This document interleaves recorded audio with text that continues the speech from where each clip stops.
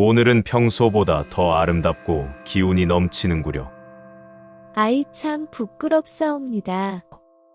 옛날 옛적 어느 깊은 산골 마을에 입이 마르도록 칭송받는 여인이 하나 있었습니다. 3년 전 남편을 잃고 홀로 시어머니를 모시며 정조를 지켜온 최과부였지요. 마을 사람들은 그녀를 가리켜 살아있는 열녀라 부르며 우러러 보았습니다. 과부는 늘 하얀 소복을 입고 머리에는 한 가닥 비녀도 꽂지 않았습니다. 아침 일찍 일어나 남편의 위패 앞에 정화수를 올리고 밤늦게까지 시어머니의 시중을 들며 눈물로 세월을 보냈습니다. 마을 아낙네들은 과부의 집 앞을 지날 때마다 고개를 숙이며 존경을 표했습니다. 남정네들도 그녀의 이름만 나오면 숙연한 표정을 지으며 칭송을 아끼지 않았지요. 저런 열녀가 우리 마을에 있다니 참으로 영광이요. 저 부인의 정절 앞에서는 그 누구도 고개를 들 수 없소. 조정에서는 그녀의 정절을 기리기 위해 화려한 열려문을 세워주기로 결정했습니다. 마을 입구에 세워질 그 문에는 황금빛 현판이 걸릴 예정이었습니다. 석공들이 전국에서 모여들어 정교한 조각을 새기기 시작했고, 목수들은 최고급 소나무를 골라 기둥을 깎아냈습니다. 온 마을이 들썩이며 열려문 건립을 축하했지요. 마을 사람들은 자부심에 차서 이웃 마을 사람들에게 자랑했습니다. 우리 마을의 조정에서 인정한 열녀가 계시오. 곧 황금빛 현판이 걸린 열려문이 세워질 것이오. 하지만 그 화려한 명성 뒤에는 차마 입에 담지 못할 추악한 비밀이 숨겨져 있었습니다. 달빛조차 숨을 죽인 어느 깊은 밤, 그 비밀의 문이 한 머슴의 눈앞에서 열리게 됩니다. 열녀의 방에서 흘러나온 것은 경전 있는 소리가 아니라 짐승의 숨소리와 살을 내는 독설이었습니다. 과연 그날 밤 머슴 돌쇠는 무엇을 보았으며 그것이 어떤 피바람을 불러왔을까요? 구독과 좋아요를 눌러주시면 이야기가 계속됩니다. 충청도 어느 고을. 최과부의 집 마당에는 밤마다 묘한 긴장감이 감돌았습니다. 새로 들어온 머슴 돌쇠는 본래 눈치가 빠르고 귀가 밝은 사내였습니다. 30살의 나이에도 장가를 들지 못하고 떠돌던 그는 한 달 전 이 집의 품을 팔러 들어왔습니다. 어려서부터 온갖 굳은 일을 하며 살아온 탓에 사람의 기척을 읽고 위험을 감지하는데 귀신 같았지요. 그는 이 집에 들어온 첫날부터 무언가 이상하다는 것을 느꼈습니다. 낮에는 곡기를 끊고 남편을 그리워한다던 최과부. 하지만 그녀의 안방에서는 밤마다 누군가와 은밀히 대화를 나누는 소리가 들렸습니다. 처음엔 귀신의 소리인가 싶었습니다. 죽은 남편의 홀령이 찾아오는 것인가. 하지만 그것은 분명 살아있는 사람의 목소리였지요. 그것도 남자의 목소리였습니다. 낮고 걸걸한 권위가 서린 목소리. 돌쇠는 처음 며칠간은 모른 척했습니다. 남의 집 비밀을 캐다가는 목숨이 위태로울 수 있다는 것을 잘 알고 있었으니까요. 하지만 호기심은 날이 갈수록 커져만 갔습니다. 어느 날 밤, 달이 구름에 가려 어둠이 짙게 깔린 밤이었습니다. 돌쇠는 요일을 느껴 뒷간으로 가다가 다시금 안방에서 새어나오는 소리에 발걸음을 멈췄습니다. 오늘은 평소와 달리 목소리가 더 또렷하게 들렸습니다. 창문이 살짝 열려 있었던 것이지요. 임자, 오늘은 평소보다 기운이 넘치는구려. 요즘 밤이 깊어질수록 임자가 더욱 아름다워 보이요. 그것은 분명 이 고을의 법도를 다스리는 사또의 걸걸한 목소리였습니다. 돌쇠는 마른 침을 삼키며 제 귀를 의심했습니다. 낮에는 엄격한 호령으로 백성을 다스리던 사또가 밤에는 열녀의 방에 숨어들어 있다니. 돌쇠는 호기심과 두려움이 뒤섞인 채 홀린 듯 안방 문 앞으로 다가갔습니다. 심장이 터질 듯 쿵쾅거렸지만 발걸음을 멈출 수 없었습니다. 문창 구멍에 조심스럽게 침을 발라 구멍을 뚫고 안을 엿보았습니다. 손이 떨려 침을 바르는 것조차 쉽지 않았지요. 입술을 깨물며 떨리는 손을 억지로 진정시켰습니다. 방 안에는 작은 호롱불 아래에 두 남녀가 칡덩굴처럼 뒤엉켜 있었습니다. 정숙함의 상징인 하얀 소복은 방구석에 아무렇게나 팽개쳐져 있었습니다. 대신 과부는 화려한 옷을 입고 있었고 머리에는 비녀까지 꽂혀 있었습니다. 낮의 초라한 모습은 온데간데 없고 유염한 기생의 모습 그대로였습니다. 사또는 과부의 어깨를 감싸 안으며 탐욕스럽게 그녀의 목덜미를 훑었습니다. 과부는 사내의 가슴을 손가락으로 덧그리며 간드러지게 웃었습니다. 사또 날이 요즘 안방마님의 기력이 눈에 띄게 쇠약해졌다 들었습니다. 식음을 전폐하시고 하루 종일 누워만 계신다지요. 곧 좋은 소식이 들리겠습니다. 과부의 물음에 사또가 차갑게 콧방귀를 켰습니다. 그 여편네가 요즘 부쩍 정신을 못 차리고 누워만 있더군. 밥도 제대로 못 먹고 물만 들이키고 있소. 자네가 준 약이 효과가 아주 좋아. 날이 갈수록 기력이 떨어지고 정신이 흐려지고 있소. 의원을 불러도 병을 찾지 못하고 고개만 갸우뚱하더군. 과부는 사또의 품에 더 깊이 안기며 소름 끼치는 사실을 털어놓았습니다. 제 죽은 남편을 보낼 때 썼던 비방이라 말씀드리지 않았습니까? 독초를 3가지 섞어 달인 것인데 부자, 천남성, 그리고 반하를 섞었지요. 향도 없고 맛도 없으니 아무리 용한 의원이라도 잡아내지 못할 것입니다. 그냥 기운이 떨어져 돌아가신 것으로 밖에 보이지 않을 것입니다. 조금만 더 참으십시오. 한 달만 더 지나면 마님이 저절로 돌아가실 것입니다.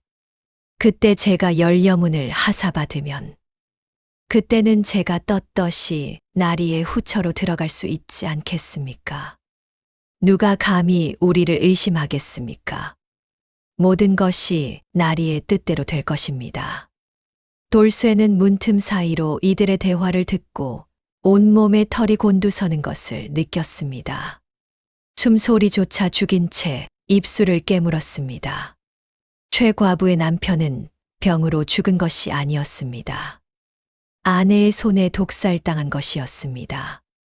또한 사또와 결탁하여 조강지처인 사또 부인까지 서서히 죽여가고 있었습니다. 이들은 서로의 욕망을 채우기 위해 가장 소중한 사람들을 제물로 삼고 있었습니다. 돌쇠는 다리가 후들거려 그 자리에 주저앉을 뻔했습니다. 하지만 그는 필사적으로 입을 막으며 숨을 몰아쉬었습니다. 이 엄청난 비밀을 알게 된 이상, 이제 돌쇠의 목숨은 바람 앞의 등불과 같았습니다. 이 사실을 어떻게 이용해야 할지, 혹은 어떻게 살아남아야 할지, 머릿속이 복잡하게 얽혔습니다. 돈을 요구하자니 목숨이 위태로웠고, 모른 척 하자니 평생 이 비밀에 짓눌려 살아야 했습니다. 돌쇠는 숨을 죽이고 계속 방 안을 살폈습니다. 방 안의 열기가 어느 정도 가라앉자 사또는 과부의 몸에서 잠시 떨어졌습니다.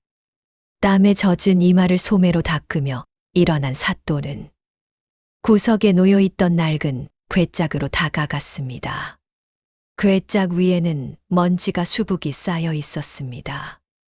아무도 열어보지 않은 지 오래된 것처럼 보였지요. 거미줄까지 쳐져 있어 더욱 음산한 분위기를 자아냈습니다. 사또는 주변을 조심스럽게 살핀 뒤 괴짝 뚜껑을 천천히 열었습니다. 삐걱. 오래된 경첩이 낡은 소리를 냈습니다. 그 안에서 묵직한 보따리 하나를 꺼냈습니다. 보따리를 풀자 그 안에서 나온 것은 하얀 명주로 만든 수의였습니다. 그것은 최 과부의 남편이 죽었을 때 입어야 했던, 그러나 차마 입히지 못한 새 옷이었습니다. 급하게 장례를 치르느라 평상복으로 입관했다고 소문이 났었지요. 하지만 실제로는 이렇게 멀쩡한 수의가 남아 있었던 것입니다. 사또는 붓과 먹을 꺼내어 수의의 비단 안감을 넓게 펼쳤습니다. 촛불을 가까이 당기고 붓에 먹을 듬뿍 적셨습니다. 돌쇠는 눈을 크게 뜨고 사또의 손끝을 주시했습니다. 숨소리조차 죽인 채 문틈에 눈을 더욱 바짝 붙였지요. 사또는 수의 안감에 무언가를 빼곡하게 써 내려가기 시작했습니다. 작은 글씨로 빈틈없이 채워갔습니다. 이 명단에 적힌 것들이 내년 한양의 권세가들에게 바칠 뇌물 목록과 비리 장부요. 고을 창고를 털어 모은 은자와 곡식이 누구의 입으로 들어갔는지 상세히 적어두었소. 병조판서 김대감댁에는 은자 500냥. 그의 아들 과거 시험 부정을 묵인한 대가로다. 호조의 서리 박아무개에게는 곡식 200석. 세금 장부 조작을 눈감아준 대가지. 도승지의 신복에게는 명주 쉰필. 인사 청탁을 들어준 값이요. 형조판서에게는 은자 300냥. 죄인 석방을 도와준 사례금이지. 사또의 입에서 흘러나오는 말들은 가히 충격적이었습니다. 백성들의 피땀으로 거둔 세금이 권력자들의 주머니로 흘러들어간 것이지요. 최과부는 사또의 옆에서 먹을 갈며 그 광경을 흐뭇하게 지켜보았습니다. 날이 어찌하여 이런 중차대한 장부를 수의에 적으시는 것입니까? 만약 누군가 발견하기라도 하면 어찌하시렵니까? 큰일 나는 것 아닙니까? 과부의 물음에 사또가 자신만만한 표정으로 대답했습니다. 가장 정숙하다는 열녀의 집. 그것도 죽은 자가 입을 옷 안쪽을 누가 의심하여 뒤지겠소. 이 수의는 자네 남편의 홀령이 지켜줄 것이니 세상 그 어떤 곳보다 안전할 것이요. 관아에 두 잔이 부하들 눈에 띌 수 있고 집에 두 잔이 안 주인이 뒤질 수도 있소. 하지만 이곳은 열녀의 집. 죽은 남편을 위해 정절을 지킨다는 열녀의 집에 누가 감히 손을 대겠소. 아무도 의심하지 않을 것이요. 이보다 완벽한 은신처가 어디 있겠소. 사또는 장부를 다 적은 뒤 수의를 정성스럽게 접어 다시 괴짝 깊숙한 곳에 숨겼습니다. 그리고 품속에서 작은 항아리 하나를 꺼내 과부에게 건넸습니다. 항아리는 옹기로 만들어져 있었고 입구가 천으로 꼭 막혀 있었습니다. 이것이 그 여편네에게 먹이고 남은 독초이니 자네가 보관하고 있다가 필요할 때 내게 주시오. 내 집에 두자니 혹시 발각될까 두렵소. 이곳이 가장 안전하니 자네가 잘 숨겨두시오. 과부는 독초 항아리를 소중하게 받아들며 요염한 미소를 지었습니다. 걱정 마십시오, 나리. 제가 잘 보관하겠습니다. 나리께서 매일 아침 그 여자에게 차를 직접 올리시니 아무도 의심하지 않습니다. 오히려 마을 사람들이 나리의 지극한 간호를 칭찬하고 있지 않습니까? 그렇게 정성을 다해도 마님이 차도가 없으니 안타깝다고들 하지요. 돌쇠는 문창구멍을 통해 이 모든 과정을 생생하게 목격했습니다. 비리장부가 적힌 수의의 정확한 위치, 북쪽 구석 괴짝 안, 독살의 증거인 항아리가 어디에 숨겨지는지 모든 것을 눈에 새겼습니다. 이제 돌쇠는 사또의 목줄을 줄 수 있는 결정적인 증거를 모두 파악했습니다. 그는 잠시 탐욕에 눈이 멀어 당장이라도 소리를 지르고 싶었습니다. 하지만 상대는 고을의 우두머리인 사또였습니다. 단순히 돈 몇 푼을 요구하다가는 쥐도 새도 모르게 죽임을 당할 것이 뻔했습니다. 돌쇠는 자신의 목숨을 보전하면서도 큰 이득을 취할 방법을 고민하며 조용히 뒷걸음질 쳤습니다. 그의 머릿속에서는 이미 치밀한 계획이 세워지고 있었습니다. 상대방의 칼날을 이용해 상대방을 베는 위험하지만 확실한 도박이었습니다. 돌쇠는 날이 밝자마자 관가 뒷문을 서성였습니다. 평소라면 머슴 따위가 감히 넘볼 수 없는 곳이었으나 그의 품 안에는 사또의 목숨줄이 들어 있었습니다. 아침 안개가 자욱하게 깔린 관가 뒤편. 돌쇠는 빨래터로 향하던 몸종 하나를 몰래 불러 세웠습니다. 품 속에서 은자 한 양을 꺼내 쥐어주며 속삭였습니다. 이것을 받고 안방마님께 전해드려라. 머슴 돌쇠가 급히 뵐 일이 있다고. 마님의 목숨이 달린 일이라고. 반드시 그렇게 전하거라. 몸종은 은자를 받고 놀란 눈으로 돌쇠를 바라보았습니다. 하지만 은자의 무게가 만만치 않아 고개를 끄덕였지요. 알겠습니다. 잠시만 기다리십시오. 얼마 후 몸종이 돌아와 돌쇠를 뒷방으로 안내했습니다. 사또 부인이 그늘진 곳에서 돌쇠를 기다리고 있었습니다. 과부의 말대로 부인의 안색은 핏기가 없이 창백했습니다.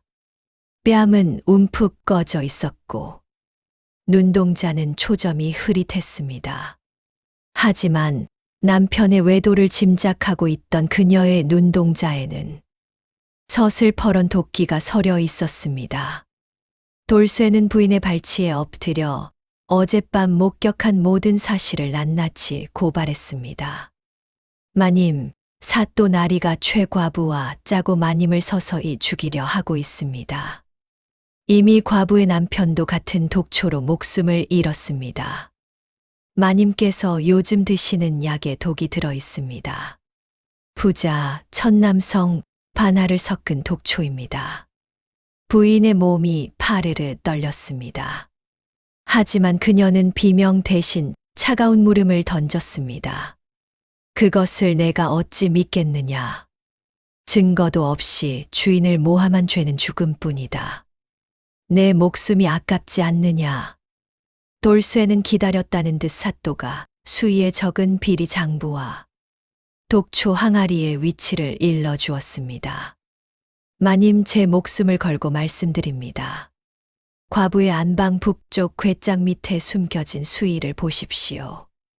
그 안감에는 사또 나리가 받아 챙긴 추악한 뇌물 명단이 빼곡히 적혀 있습니다. 병조판서부터 시작해서 도승지까지 누구에게 얼마를 바쳤는지 낱낱이 적혀 있습니다. 은자 몇백 냥, 곡식 몇백 석, 모두 백성들의 피땀입니다. 그리고 독초 항아리도 그곳에 함께 숨겨져 있습니다. 작은 옹기 항아리에 천으로 입구를 막아두었습니다. 부인은 남편의 비정과 배신에 이를 갈며 돌쇠에게 명령했습니다. 내 직접 관찰사 나리께 연통을 넣을 것이니 너는 그때까지 시간을 벌거라. 입을 다물고 아무 일 없는 척해야 한다. 절대 들키면 안 된다. 내 목숨도 달린 일이다. 돌쇠는 부인과의 밀약을 뒤로하고 다시 과부의 집으로 돌아왔습니다. 하지만 그는 욕심을 완전히 버리지 못했습니다. 마지막 승부수를 던지기로 작정했지요. 이왕 이렇게 된 거 돈도 좀 챙기고 가자.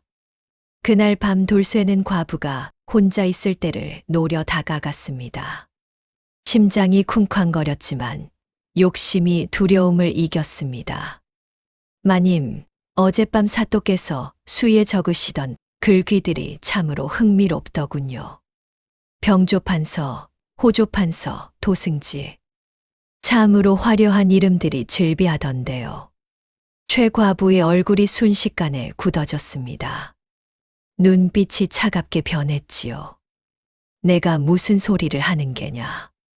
감히 주인 방을 엿보았단 말이냐. 돌쇠가 비장한 표정으로 말했습니다.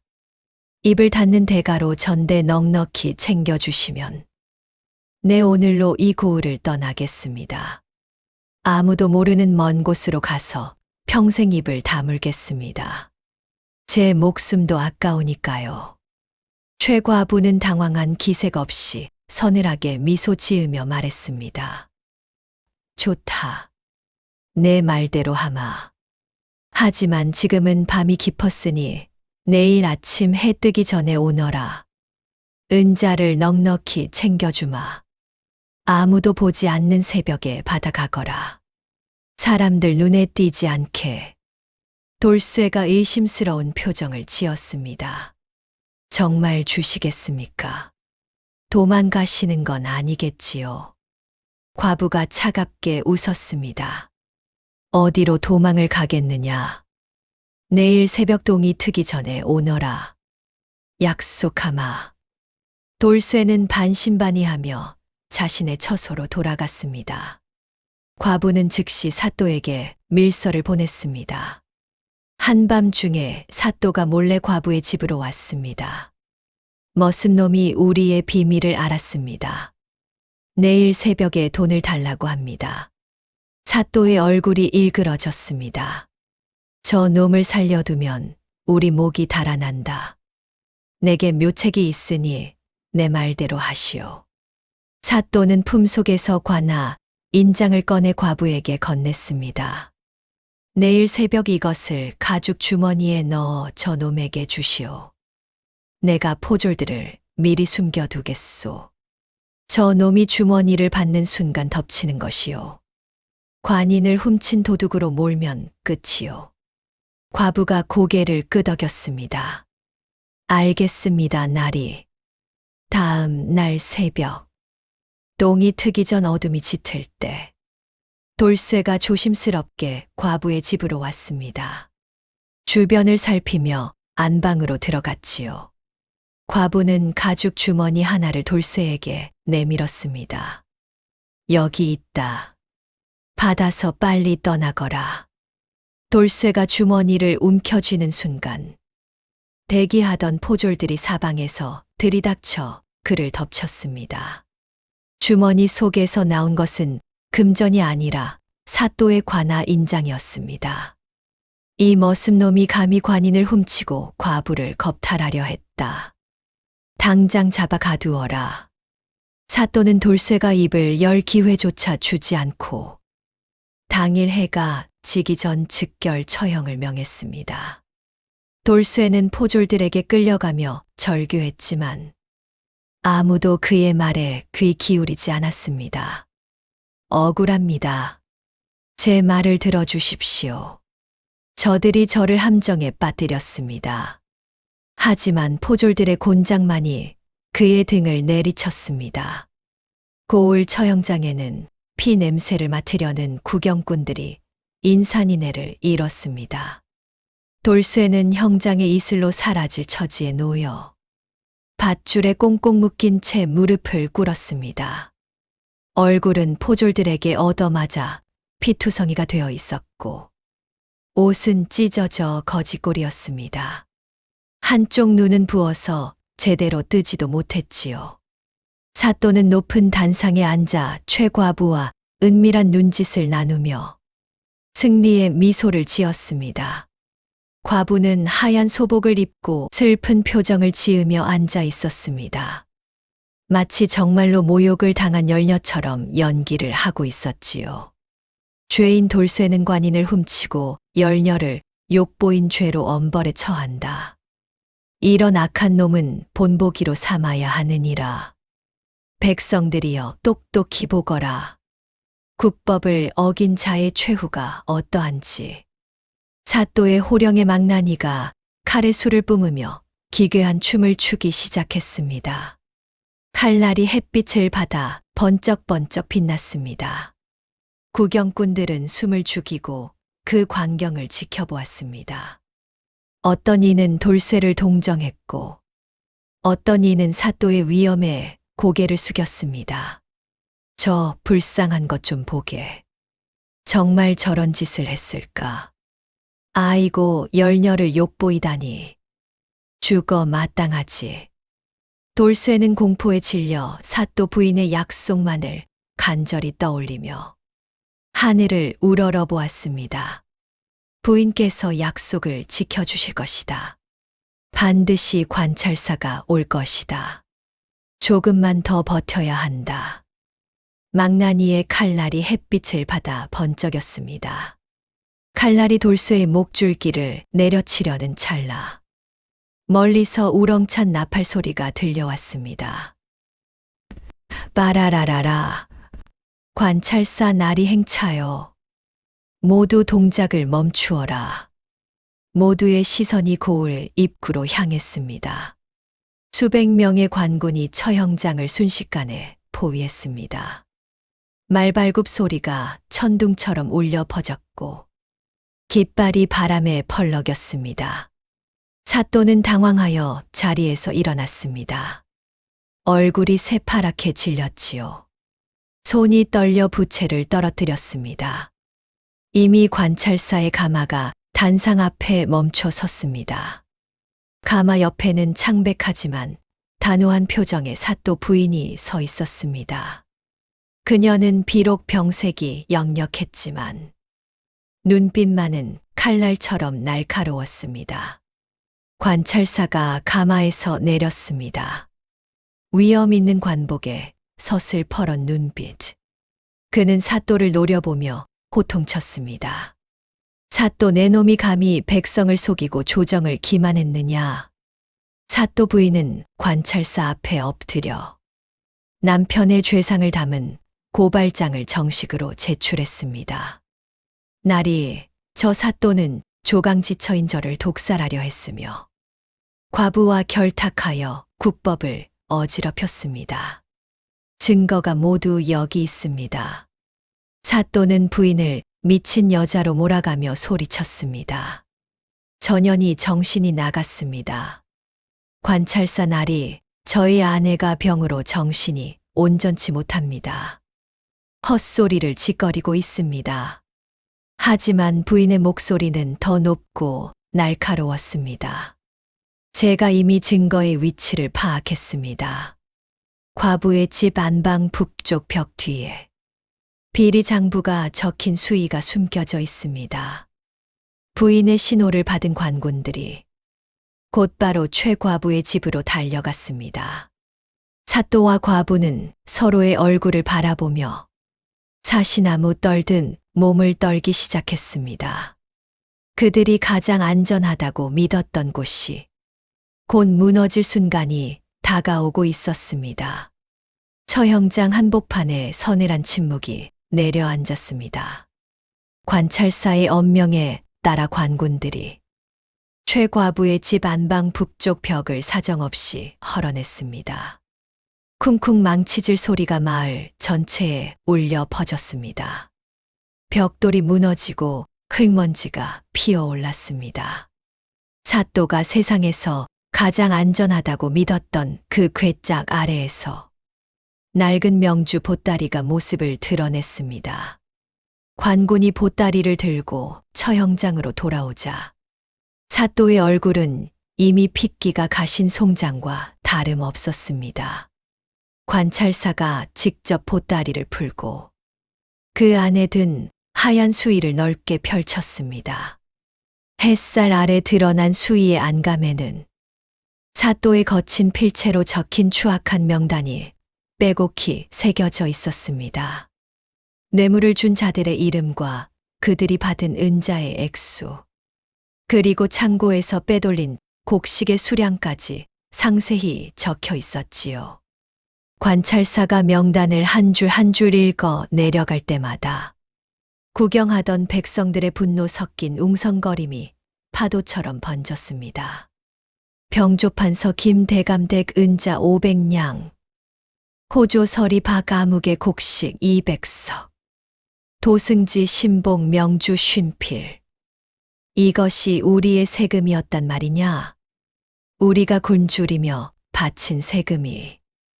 이것이 고을을 다스린다는 자의 소행이란 말이냐? 관찰사의 호통이 천둥처럼 울려 퍼졌고 사또는 그 자리에 털썩 주저앉아 할 말을 잃었습니다. 뒤이어 포졸들이 과부의 방구석에서 찾아낸 작은 옹기 항아리를 관찰사 앞에 바쳤습니다. 항아리 뚜껑을 열자 그 안에는 검붉게 말라붙은 독초가 빼곡히 담겨 있었습니다. 향도 없고 맛도 없어 독살에 완벽했던 그 풀이 지금은 두 사람의 목을 죄는 증거가 되었습니다. 구경꾼들이 숨을 죽인 채 그 섬뜩한 항아리를 바라보았습니다. 사또 부인이 눈물을 훔치며 관찰사 앞에 다시 한번 엎드려 울부짖었습니다. 날이 저 항아리에 든 것은 죽은 과부의 남편을 보낼 때 썼던 독초이며 저를 죽이려 했던 증거입니다. 제가 요즘 기력이 없고 정신이 혼미했던 것도 모두 저 독초 때문이었습니다. 매일 차와 국에 타서 먹였습니다. 관찰사가 과부를 매섭게 노려보자 과부는 비명을 지르며 사또의 바짓가랑이를 붙잡았습니다. 사또 날이 저를 살려주신다 하지 않았습니까? 마님을 처리하고 새 삶을 주신다 약조하지 않았습니까? 함께 잘 살자고 하지 않았습니까? 저만 죽게 하실 겁니까? 과부의 입에서 터져 나온 자백은 쐐기가 되어 사또의 심장을 찔렀습니다. 사또는 미친 듯이 소리를 지르며 과부의 손을 뿌리쳤습니다. 인연이 혼자 꾸민 일이오. 나는 아무것도 모르는 일이오. 인연이 나를 유혹했소. 하지만 이미 판은 뒤집힌 지 오래였습니다. 마을 사람들이 그토록 숭상하던 최 과부의 정절은 단숨에 추잡한 불륜과 연쇄 살인의 낙인으로 바뀌었습니다. 저것이 열렬하고 남편을 독살한 년이 사또도 죽일 놈이지. 조강지처를 죽이려 하다니. 관찰사는 현장에서 사또의 관복과 관모를 벗기라 명했습니다. 조강지처를 버리고 과부와 결탁하여 살인을 공모하고 국고를 횡령한 죄는 결코 가벼울 수 없었습니다. 저들을 살인 및 살인 미수 그리고 횡령과 뇌물수수의 죄로 압송하라. 한양으로 압송하여 엄벌에 처할 것이다. 능지처참도 가볍다. 사또와 과부는 머리채를 잡힌 채 소달구지에 실려 백성들의 돌팔매질을 받으며 떠나갔습니다. 피 묻은 얼굴로 끌려가는 그들의 모습은 처참했습니다. 마을 입구에 거의 완공되어 가던 화려한 열려문은 그날 오후 관찰사의 명으로 불태워졌습니다. 시뻘건 불길이 열려문을 집어삼키는 광경을 보며 백성들은 허탈함과 분노를 동시에 느꼈습니다. 황금빛 현판이 타들어가며 재가 되었습니다. 억울하게 죽을 뻔했던 돌쇠는 결박이 풀린 채 멍하니 그 광경을 바라보았습니다. 목숨을 건 도박에서 이겼다는 안도감과 권력자들의 추악한 이면을 본 허무함이 교차했습니다. 모든 풍파가 잦아든 후 사또 부인은 돌쇠를 조용히 거처로 불렀습니다. 비록 남편은 죄인이 되어 끌려갔으나 부인은 가문의 위신을 세우기 위해 마지막 정리를 하고 있었습니다. 그녀의 방에는 은은한 향이 감돌고 있었고 부인의 안색은 독초를 끄는 덕분인지 한결 생기가 돌았습니다. 며칠 사이에 얼굴에 핏기가 돌아왔고 목소리에도 힘이 실렸습니다. 부인은 탁자 위에 묵직한 전대 하나를 놓으며 돌쇠를 향해 인자한 미소를 지어 보였습니다. 돌쇠야, 자네가 아니었으면 나는 이미 이 세상 사람이 아니었을 게다. 자네는 나의 목숨을 구한 은인이야. 자네 덕분에 남편의 악행도 밝혀지고 내 목숨도 건졌네. 부인의 목소리는 더없이 부드럽고 따뜻하여 돌쇠의 경계심을 단숨에 무너뜨렸습니다. 이 안에는 자네가 평생 머슴살이를 하지 않아도 될 만큼의 은전이 들어있네. 은자 100냥이 들어있다네. 아무도 자네를 모르는 먼 곳으로 가서 집도 사고 땅도 일구어 새 삶을 살도록 하게나. 장가도 가고 자식도 낳고 사람답게 살 수 있을 게야. 돌쇠는 전대의 묵직한 무게에 감격하여 바닥에 머리를 수없이 찌으며 절을 올렸습니다. 마님의 은혜 평생 잊지 않겠습니다. 이 돌쇠 목숨이 다하는 날까지 마님을 위해 기도하겠습니다. 제사 때마다 마님 댁을 향해 절하겠습니다. 부인은 직접 돌쇠의 어깨를 토닥여주며 성문 밖까지 배웅하는 친절을 베풀었습니다. 길이 험하니 해가 지기 전에 서둘러 고개를 넘게나. 부디 몸 조심하고 행복하게 살아야 하네.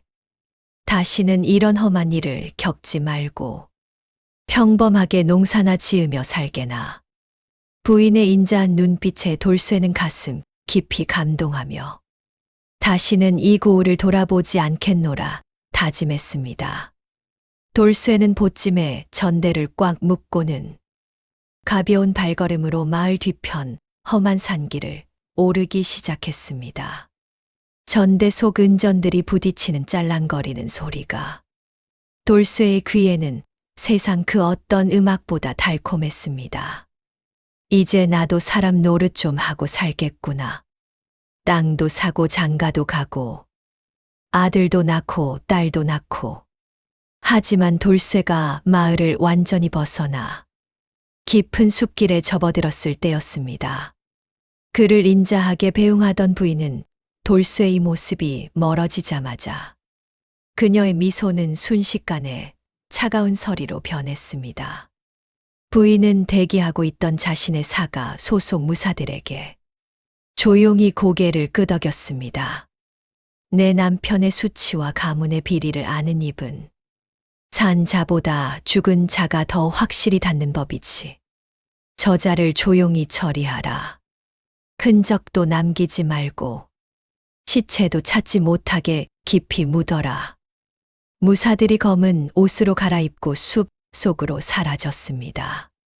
그들의 손에는 날카로운 칼이 들려 있었습니다. 산길을 걷던 돌쇠는 뒤통수가 따끔거리는 묘한 기분을 느꼈습니다. 본능적으로 위험을 감지한 것이지요. 바람조차 불지 않는 고요한 숲속에서 바스락거리는 낙엽 소리가 들려왔습니다.